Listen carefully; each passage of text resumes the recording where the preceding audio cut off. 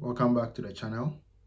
It's your boy LFC Plavi here, and as usual, I just want to discuss a few things about your favorite team, Liverpool FC. And today, what I want to do is to talk about several issues. Of course, the team is facing several issues that most fans are worried about. There's a lot of discussions going on online in various platforms about what can be done to correct those issues. So I'm here to give my opinions on some of these issues, very, very important issues that I think would need to be addressed going forward.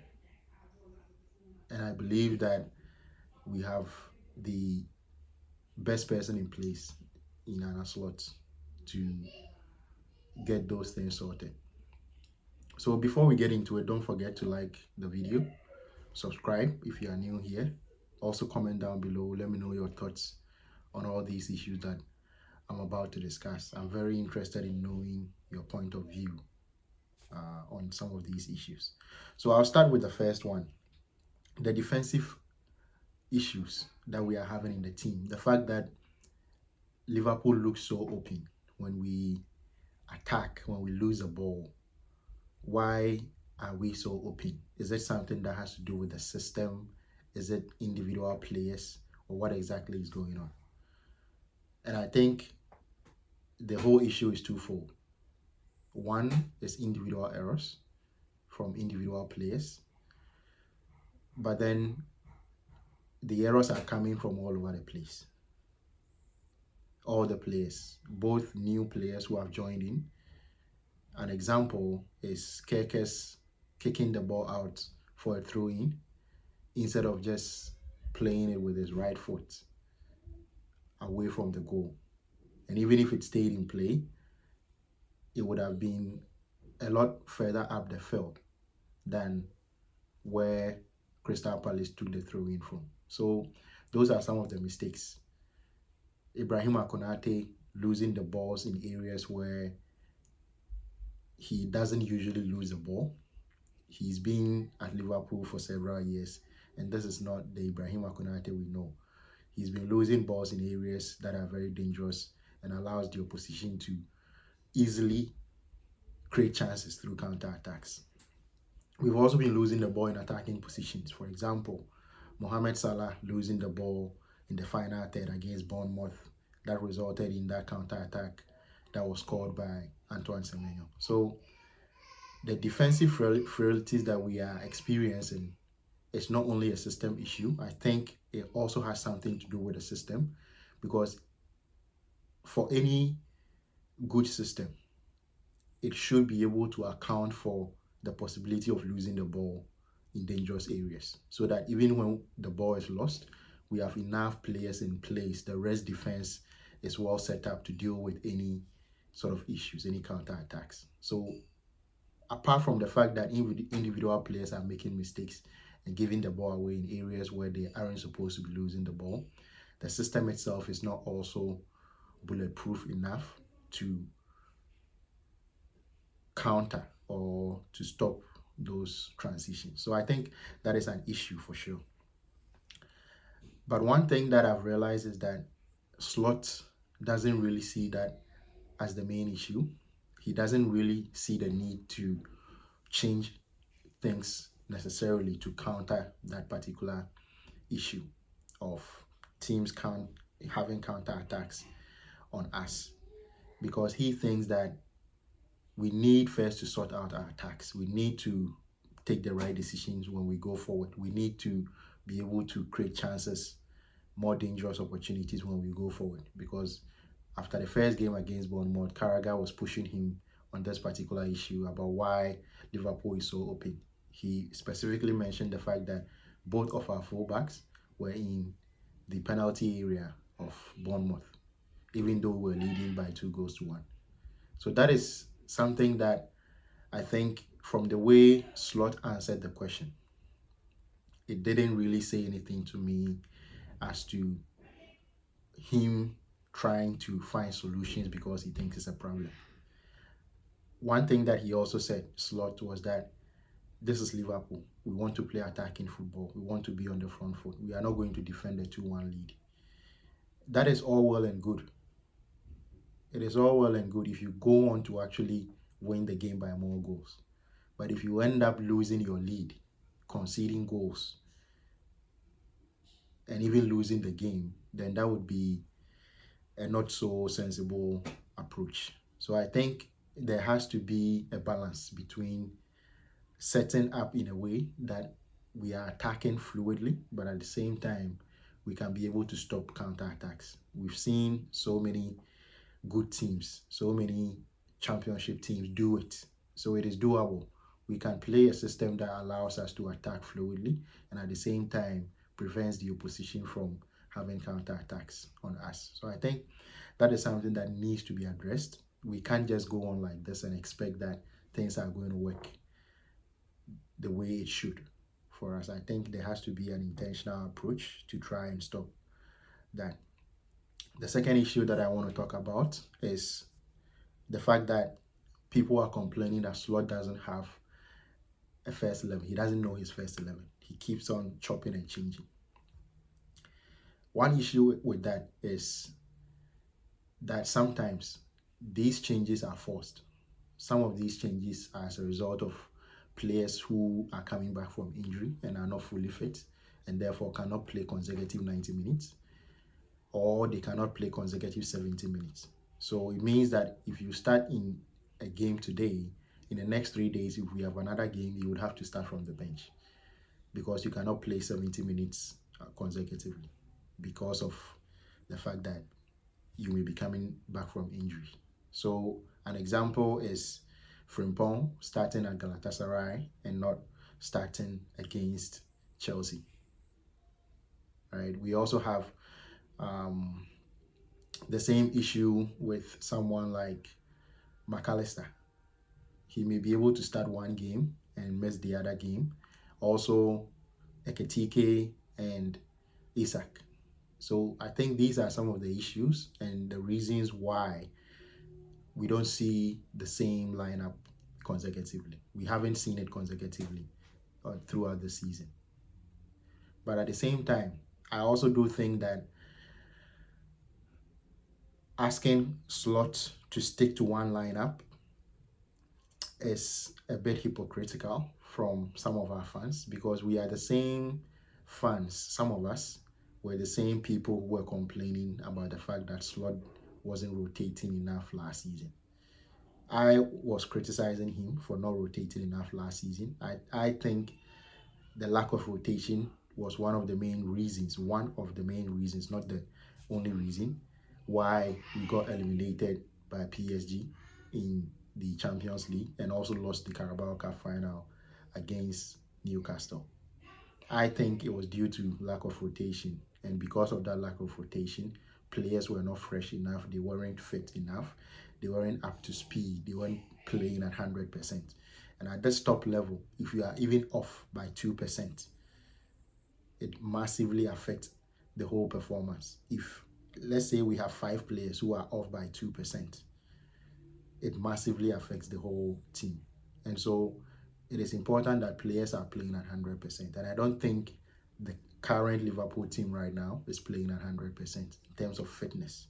I'm not even going into mentality yet. I'll come to that. The mentality of the players, the mental fortitude of the players, the mental readiness that they have going into games. Here, I'm only talking about the fitness, and I don't think most of these Liverpool players are at the level where they need to be. And so rotation is something that is inevitable. We don't have to see the same 11 in 3 consecutive games. I don't think that is feasible at this stage of the season. Maybe later on down the line, we will be able to see that. The second thing I would say about not having a starting 11 is that it's not necessarily a bad thing not to have a starting 11.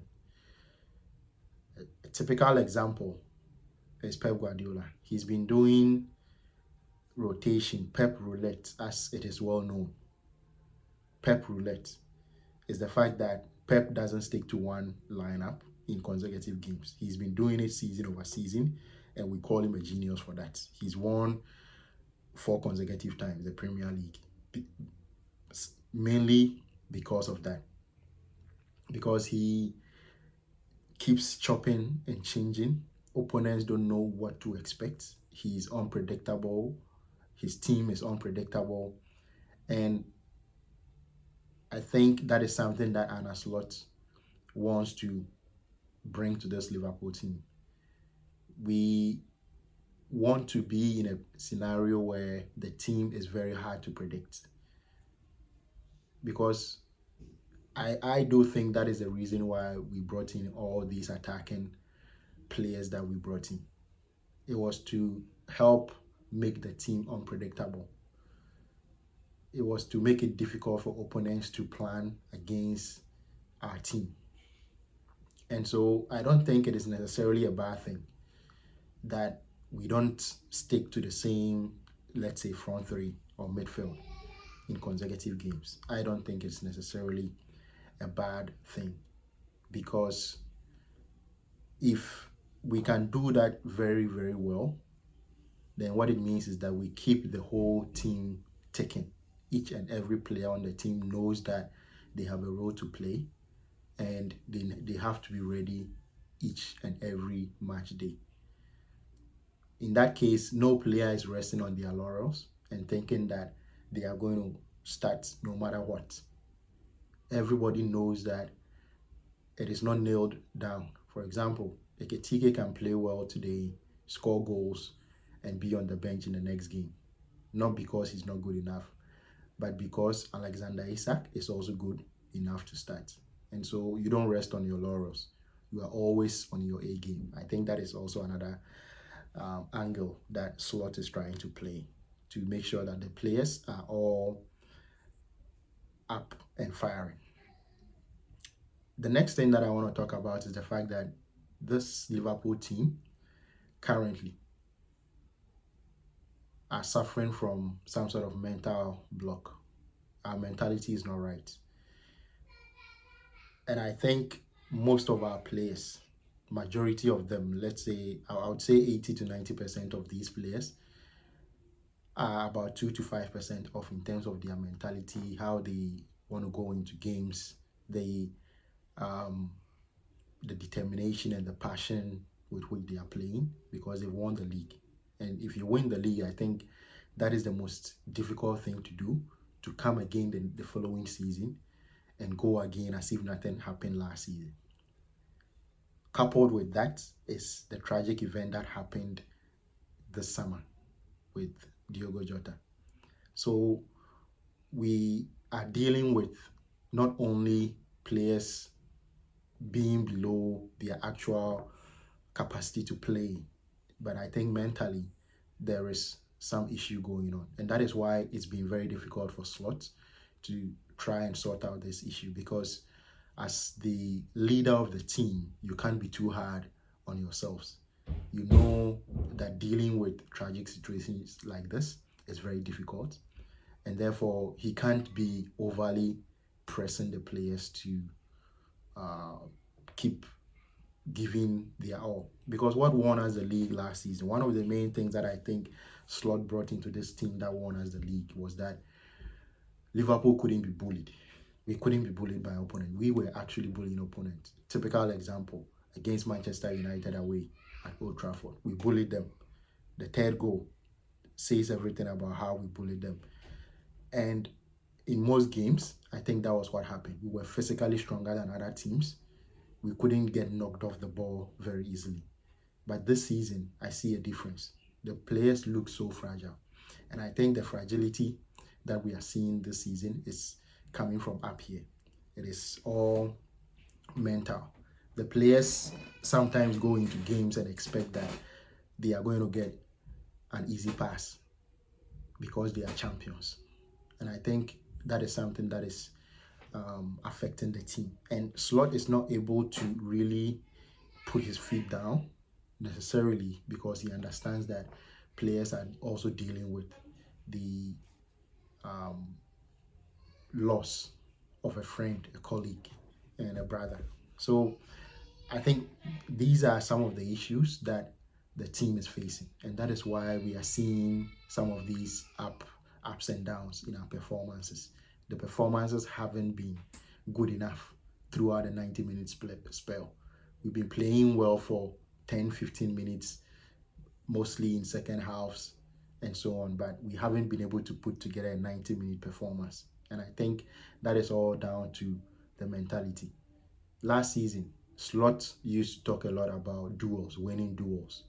And I don't think this season we've won enough duels. The individual players in our team haven't been able to win their duels. When they go one-on-one in the attacking sense, for example, Salah, he hasn't been able to dribble opponents as much this season compared to last season. When he gets the ball one-on-one, he loses the duel. Defenders are knocking him off the ball, taking the ball from him, and starting counterattacks. So I think all that is affecting the whole picture, the whole performance of the team. So the last thing that I want to focus on now is the team selection. I've seen a lot of complaints about why Chiesa hasn't been given enough opportunity to play. I also want to see Chiesa play a lot more games this season. From what I've seen so far, I think he is good enough to start some of our games. And I think at the very least, Slot believes that Chiesa can make an impact in our season, especially coming from the bench. In our last game against Chelsea, we were expecting that Chiesa will come on at some point. Unfortunately, we saw Endo rather come on instead of Chiesa when the game was 1-1 and it was left with about 5 or 6 minutes to end the game. So it was quite surprising to see Endo come on, and he didn't really play well when he came on. He was actually looking like he was more tired than the players who had played the 86 minutes before. Right, so that was quite disappointing. I think that decision not to bring on Chiesa might have something to do with fitness. I don't think Chiesa was fully fit to play in that game. I don't think he was fully fit because Slot has shown this season that when he needs people to come on and make an impact, Chiesa is one of the first people he considers. He brought him on against Bournemouth in our first game, and he made an impact. Against Newcastle away, when we needed the last minute goal, Chiesa was brought on, and he played a part in Rio Ngumoha's last minute goal. So I think he has shown that if he needs someone to come on and make an impact and change the game, Chiesa is one of the people that he's going to consider. But for him not to have brought on Chiesa, I think is due to one of two reasons. One is that he might not be fully fit. Secondly, maybe he thought a draw is enough at Chelsea away.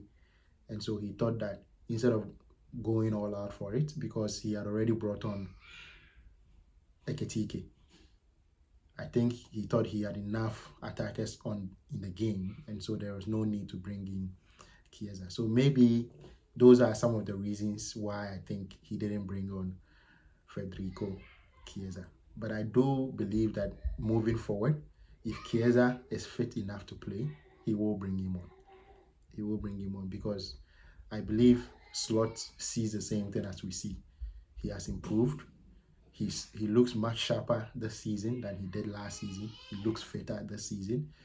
Slot has said it himself. He sees a different Chiesa this season than what he saw last season. So I believe that if he is fit enough to play, and we need someone to come on and make an impact, or even start some of the games, he will be open to playing him. Because I think, based on what we've seen from Cody Gakpo so far this season, we can safely say that Chiesa should be in contention to start some of our games because he can play on that left-hand side, in addition to also being an option on the right-hand side as a backup for Salah. So I do want to see Chiesa moving forward, playing more games, having more of an impact in our games. And I do think that Slot also thinks the same. And if he doesn't, then hopefully, anytime Chiesa is given the opportunity, he will be able to show it. that he can't be kept away from the team. Thank you for listening. I'll say it again. Don't forget to subscribe if you are new here. Hit the like button, comment down below. See you and thank you.